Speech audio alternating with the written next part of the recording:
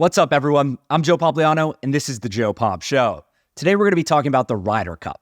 Now, this is one of my favorite events in all of sports. It's been going on for nearly 100 years, and it pins 24 of the best golfers from the United States and Europe against each other.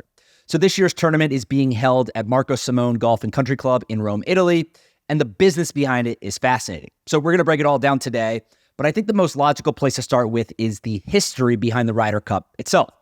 So the Ryder Cup first began in 1927, but the story really began in 1921, 6 years earlier.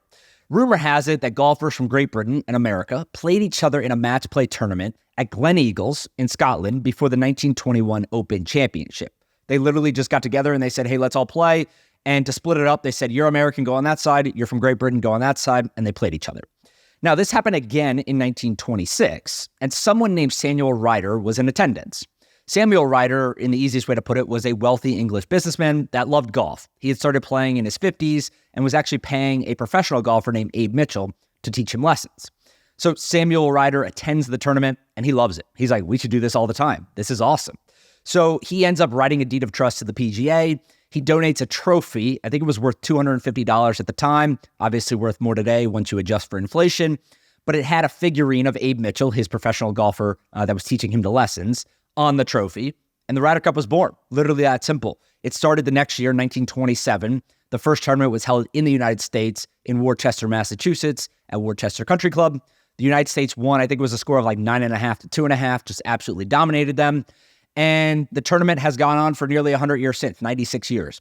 So the only major change that has happened to the Ryder Cup over the years is the United States dominated Great Britain for many years. There was a 50-year stretch where Great Britain literally won the tournament once. The U.S. just absolutely dominated them. So they ended up expanding the talent pool, and now anyone in continental Europe can qualify for the Ryder Cup on the European side. So it's no longer Team USA versus Great Britain, it's Team USA versus Team Europe. I think that makes a lot of sense, and it's even the competition because while the U.S. still does lead the total 27-14 in Ryder Cup victories, Team Europe has won 7 of the last 10. And the Ryder Cup has grown a lot over the last 96 years from a business perspective. The first hole in golf is known as one of the most electric holes in golf. There's 6,500 people in stadium seating that are cheering or booing you depending on who you are and what team you play for. It's awesome. It's a sight to see every single time. But the business behind this tournament has gotten even bigger than the crowds itself because obviously these people are paying a lot of money to attend. Merchandise sales have gone up, TV viewership has gone up, and so forth. So let me run you through some of the numbers. The Ryder Cup in 2021, the last tournament here in the United States, averaged 2.47 million viewers across the 3 days. So each day, 2.7 million viewers average. And the event currently has a 15-year, $440 million TV deal with NBC. On top of that, there's about 150,000 people that are going to attend over 3 days at Simone in Italy. If you count the entire week, the days leading up to it, the practice rounds and press events and everything like that, there's going to be about 250,000 people that are there with about 50,000 people at the tournament every single day. Now, these people are paying a lot of money. If we just look at primary market tickets, which obviously aren't what a lot of people are buying, but if you just buy primary market tickets, just to get into the event, you're going to pay a minimum of $55, a maximum of $277 for general admission. And if you want like a luxury ticket package, which includes food and drinks or certain areas that other people can't go, that's going to run you anywhere from $500 to $1,400. And that's just the primary market. Obviously, these tickets are going to sell anywhere between 2 to 10 times more on the secondary market, which is where a lot of people are going to end up buying these tickets. The merchandise shop is obviously another huge revenue stream for the tournament. It's actually going to be 40,000 square feet. There's an interesting video that you can go on the Ryder Cup Twitter account. They posted it earlier today with a drone view of the whole thing. I mean, this thing is absolutely massive. It's bigger than any merchandise shop I've ever seen at a major championship. And they're going to make a lot of money selling merchandise because they sell more than 1,000 different things. And obviously, when you buy this merchandise on site, it's super expensive. So that's going to be another huge revenue stream. Sponsorships, according to Sports Business Journal, are up 153% from a pure monetary standpoint over the last Ryder Cup. Every sponsor you could possibly imagine. Pepsi, UPS, Titleist, BMW, Citi, Hilton, Polo, champagne companies, and many, many, many others. They're all paying a boatload of money to be included in this tournament. But one of the most interesting things I think about the Ryder Cup is that the players themselves are not actually paid for this tournament. They don't receive a paycheck for competing in the tournament. Now, sure, one could argue that it's huge for you to go on this tournament. Your public profile obviously raises. Sponsorship income will go up as a result. 100% totally agree with that. And it's not like they're going home empty-handed. They get a stipend. I think it's about $7,500 for clothing to the event, because your uniform is obviously provided by the team, but there's a dinner the night before where you have to dress up. Some people are wearing tuxedos or suits or whatever. Maybe you have that money. Maybe you don't end up using the stipend, but you get a $7,500 stipend to go buy a nice suit for you and your wife or whatever to attend the dinner.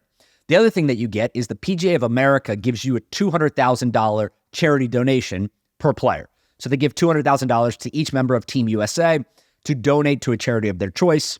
Now, it's a little bit misleading because 50%, call it $100,000, can go to a charity of the player's choice, while the remaining 50% goes to get spread out across a couple of charities that the PGA supports. That would be the Boys and Girls Club of America, the Drive, Chip, and Putt Championship, and the PGA Junior League.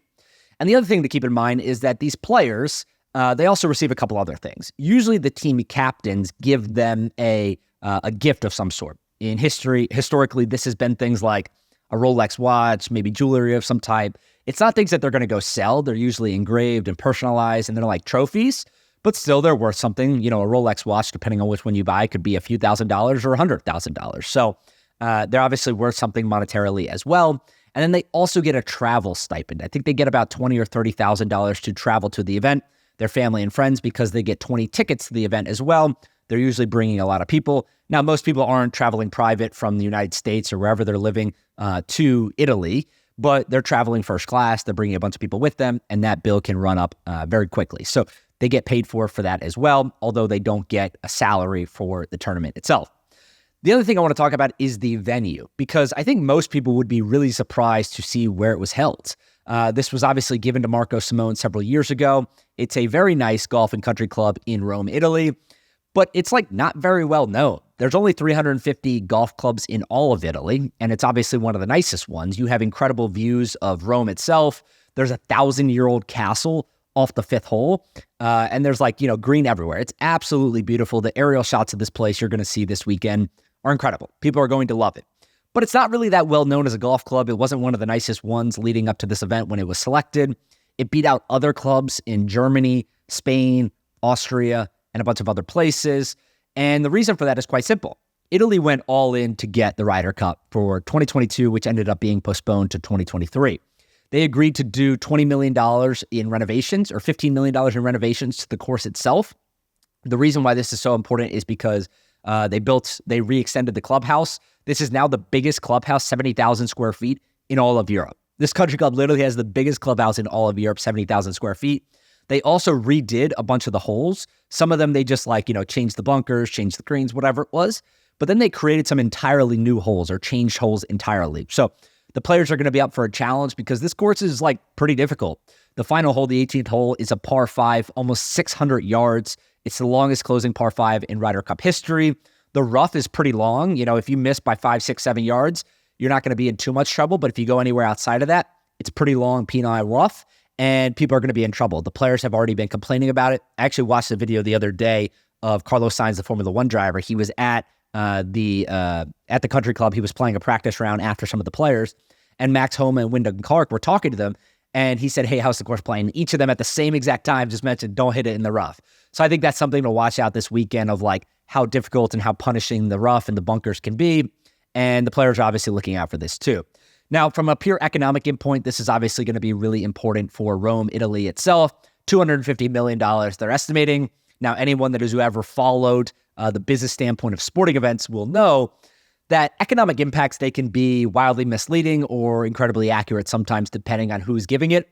We don't know if $250 million is accurate per se yet, but it's going to be a lot of money. People are traveling there. Hundreds of thousands of people are going to be coming to this country club this weekend, and many of them are international travelers spending money or taxing money that they would not have otherwise spent in Italy and in Rome itself. So that's obviously good for the region.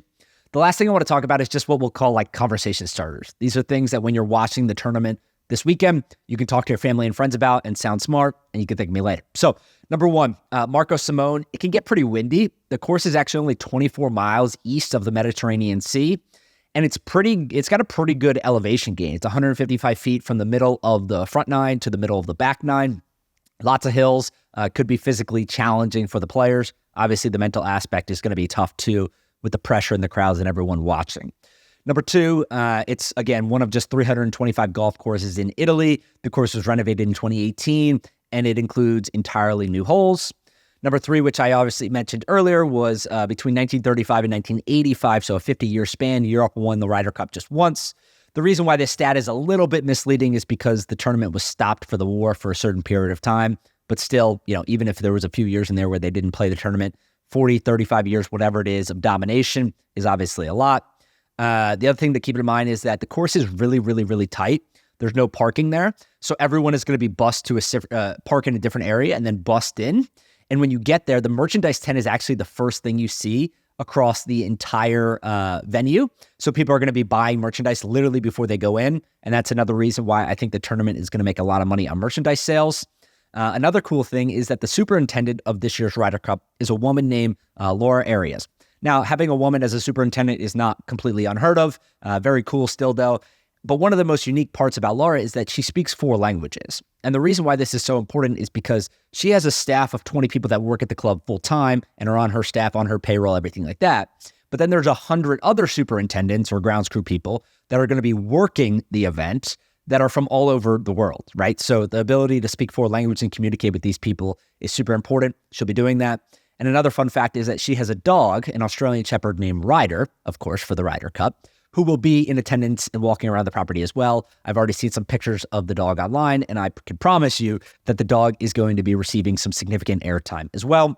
And then the last thing, it's just like a cool, quirky rule that I read about over the last few days. It's called the envelope rule. So for people that don't follow golf hardcore or haven't watched the Ryder Cup a lot, this is something you probably haven't heard of, but I think it's super interesting. So the envelope rule is before the tournament starts, the captain of each team writes down the name of a player in an envelope on their team, seals it, and gives it away to one of the organizers of the tournament. And the way that this works is, say someone on Team Europe gets hurt and can't compete during the tournament because he gets hurt in a practice round or during the middle of the tournament or whatever it is. He gets hurt. The Team USA captain, in this case, Zach Johnson, can say, okay, we're going to take one of our players out of contention and face him against the injured player, and we'll take a half point for that. So they get a half point in return for basically taking one of their players out of the competition and pinning them up against an injured player who obviously can't compete. Now, in most cases, you would just select a player, but you can't select a player once the tournament starts. You have to use the person that's name is already in the envelope. So the reason why this is significant is because if this happens on the last day or one of the other days, and that player is hot, right? Maybe you don't want to use the envelope.